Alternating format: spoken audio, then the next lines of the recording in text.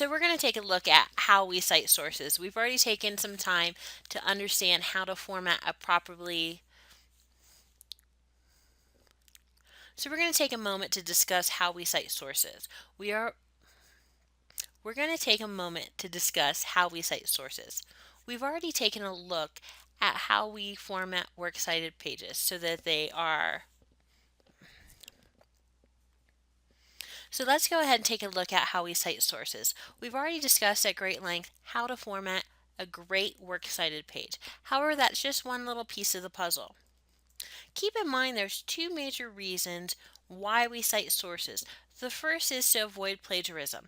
Anytime you utilize it Anytime you utilize someone else's ideas or words, you have to give them credit, and if you don't, that is plagiarism. Whether or not you intended to do it or not, you've taken somebody else's work and you did not give them credit. Okay, and that can have severe consequences. So we want to avoid that. The second reason why we cite is that it lends credibility to an art to the second reason we cite is that it lends credibility The second reason we cite sources is that it lends credibility to our own claims. Okay, so if we're on our very first year of college and we're writing a paper about why the US needs to fund space research, people might not take us very seriously. But if we go ahead and find the thoughts and opinions of well respected scientists and politicians, at that point, people might start believing that our argument actually has merit. And when we cite, the bottom rule is that you cite anytime you use someone else's ideas or words. Okay, it could be a quote, it could be summarizing, it could be paraphrasing. Whatever you do, unless it's very common knowledge that most people would agree upon, like the sky is blue, you don't need to go ahead and cite those. And there are three elements of citations, and we're going to take a look at how these are used. One is the attributive phrase. That's the who or what said, argued, researched, studied, whatever it is, the ideas that you're about to share. Then we have in-text citations. In-text citations sometimes they contain the author and the page number, other times they contain the page number. And these work together with our works cited page to help the reader find the information that we've utilized. And then we have the works cited page. So the works cited page is all the information that a reader needs about a source. Whereas the in-text citation, that just gives us a little tiny piece because we don't want to interrupt the whole flow of an essay. So the in-text citation works together with the works cited page to help the reader find our information. So remember, between your attributive phrase and the in-text citation, at least in MLA, APA is a little bit different, but in MLA, you need to give the author's last name and the page number.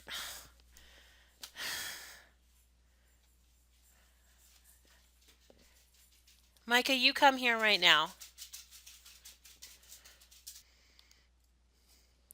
So remember that between the attributive phrase and the in-text citation, at least in MLA, APA is a little bit different, so you want to look at and be sure you understand your style guide.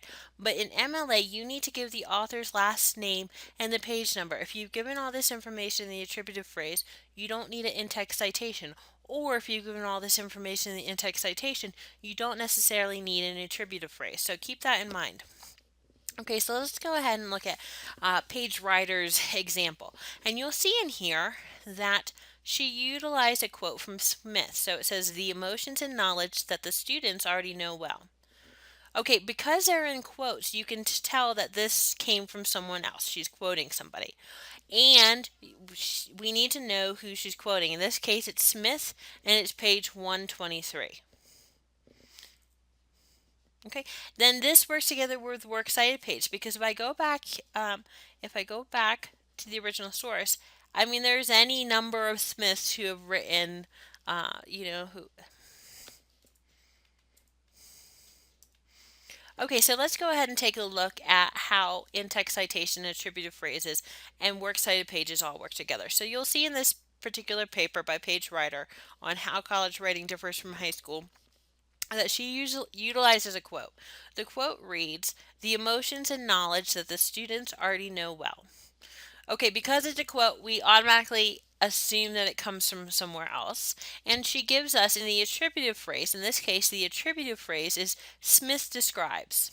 Okay, and then we can see in the in-text citation that it came on page 123. So if you wanted to find this, it's on page 123. However, there are a bazillion Smiths. It's not like Zepp. There's not actually too many Zepps. So you might be able to find something that I wrote a little bit more easily.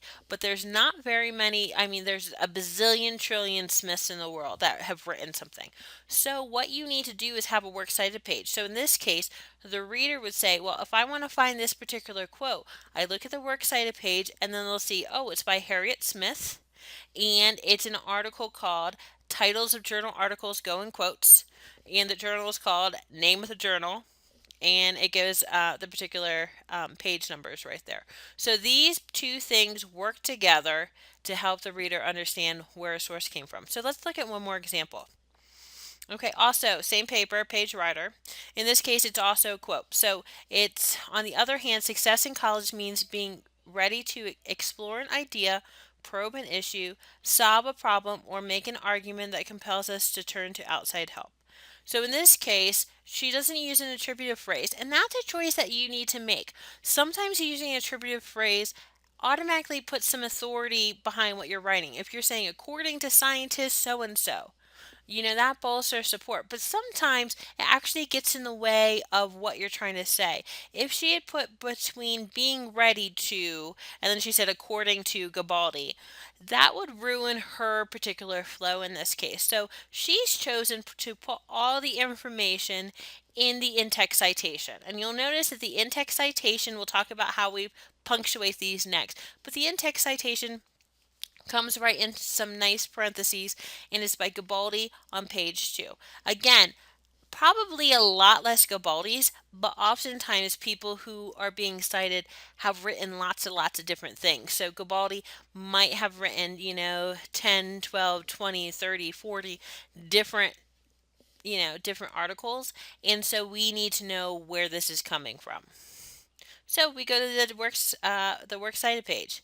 So in this case, it's Gabaldi Joseph, so it's Joseph Gabaldi in the MLA Handbook for Writers of Research Papers, and they give us the information that we need to go ahead and find that information on our own. So remember, anytime you are incorporating a source into your own writing, consider having an attributive phrase, in-text citation, and you have to have that works cited page. And those three things work together to help your readers, the readers of your paper, whether they be instructors or other students, find what it is that they need to find. So hopefully this makes more sense. And next we're going to move on to how we punctuate in-text citations.